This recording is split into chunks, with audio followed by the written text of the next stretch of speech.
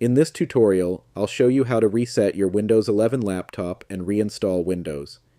Before you begin, make sure your laptop is connected to a power source and back up any important files, especially if you plan to remove everything. First, open the Start menu, then click Settings. From the menu on the left, select System. Scroll down and click Recovery.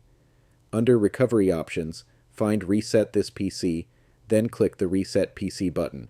You'll now be given two options: Keep My Files, or Remove Everything. Choose Keep My Files if you want to reinstall Windows, while keeping your personal documents, photos, and other files.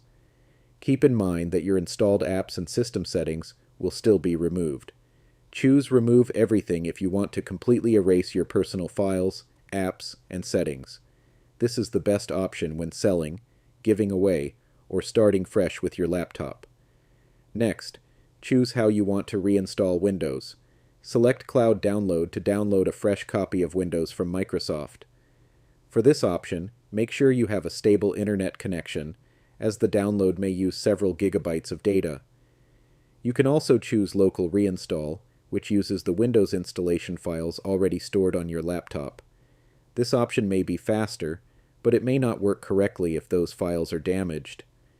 Review your selected settings carefully, then follow the on-screen instructions to begin the reset.